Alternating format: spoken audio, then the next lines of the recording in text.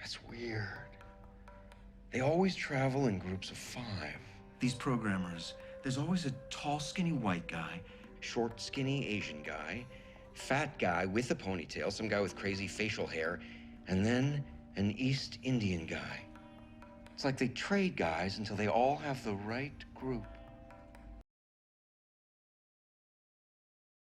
Pursue your dream not for profit or valuation or material wealth, but for the good of humanity. Which is easy for you to say being a billionaire. Let me change the subject. I don't care for your tone, Kara.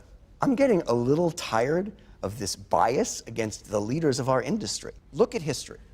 Do you know who else vilified a tiny minority of financiers and progressive thinkers called the Jews? Wait a minute. Did you just compare the treatment of billionaires in America today to the plight of the Jews in Nazi Germany? Absolutely. One could argue that billionaires are actually treated worse. And we didn't even do anything wrong. We're an even smaller minority. There's a lot more of them. These are facts.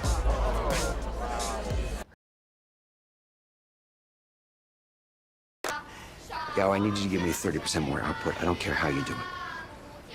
Just a thought. Those kids don't look that busy. I'd do anything to help the people of this area, but giving you public money on this scale would decimate our budget. I could have the local high school renamed after you. Rosa Parks has never even been to Goldbriar. I don't want a fucking high school. I want to manufacture boxes at an 80% profit margin. I mean, the only things I have left to cut are essential services. There you go. Do that. You could have a volunteer fire department, because I can't afford a penny more than this. How's the factory coming? We almost online? Not exactly, sir. It's gone. What do you mean? Did that dipshit mayor renege on our deal? No, he made every effort, including having the factory repainted. Okay, so what's the problem? Well, apparently, the painters left some oily rags in a garbage can.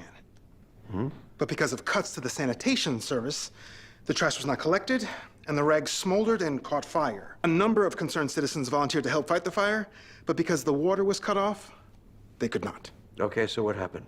Well, the vast majority of our expensive rare earth materials survived the fire. Wow, that's something. Until the flames abated, when because of mass layoffs of police, the locals that were there to fight the fire decided instead to loot the burned out factory. The National Guard attempted to reach the factory to help stop this, but... The roads. The roads, sir, yes.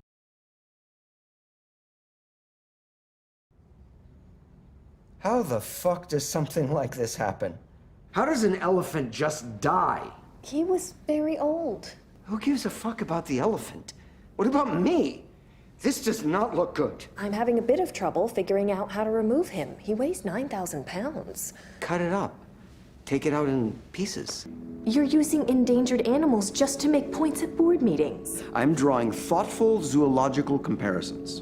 But couldn't you just show them a picture of these animals? A simple Hooli search would yield thousands of choices. Patrice, I thank you for your honesty, and I will repay you with my own. I honestly never want to see you in my offices again. You're fired.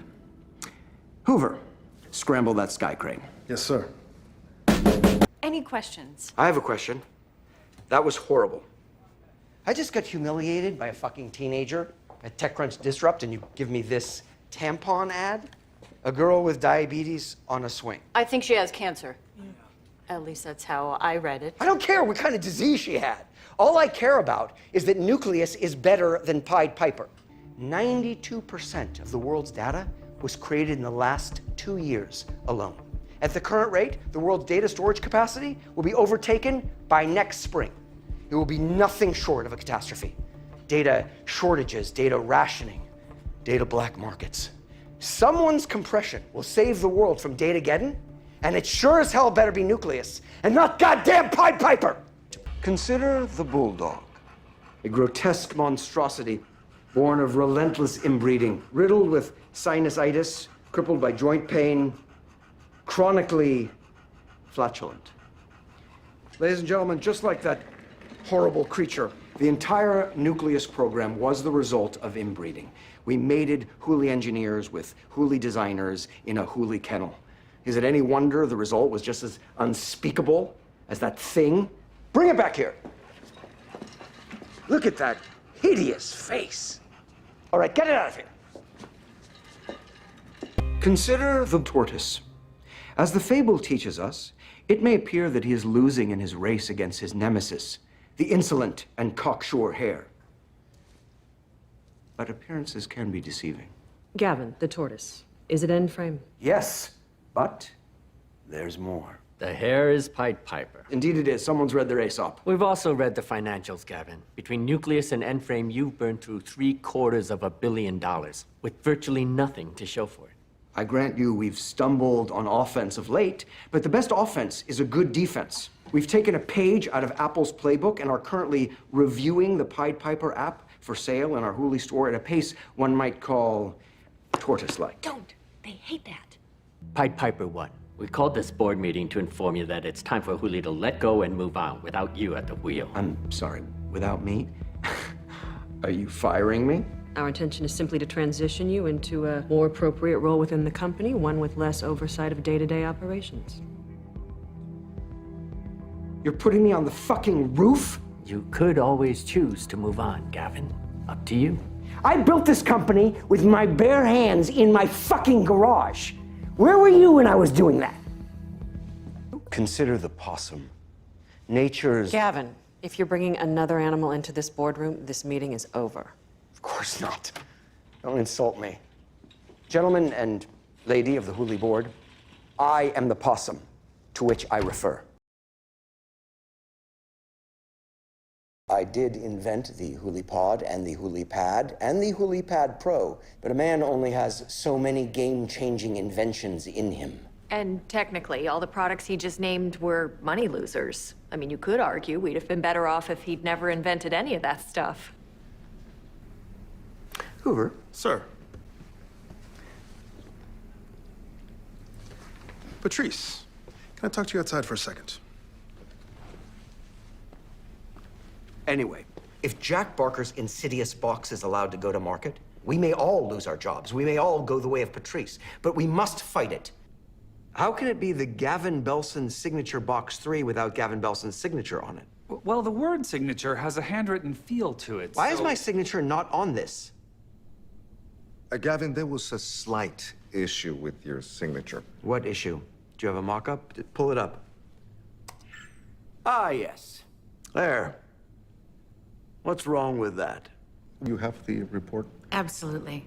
Pleasure to be on your team, Gavin. Here it is. The signature displayed troubling traits, left of upright slant, narrow angles, tense strokes, conclusively indicative of sociopathic tendencies. What? Characterized by a lack of empathy, a need to dominate, a willingness to hurt others to achieve one's goals, inability to accept bad news. Hoover. Sir. Get this horrible woman the fuck out of my office now. This, by far, was Hooli's favorite.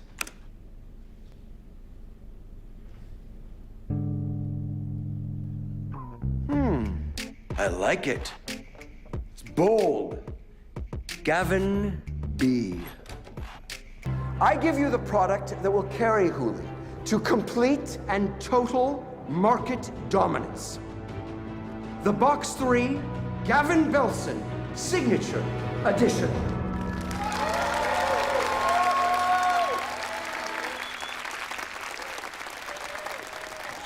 Yes. Yes, it does.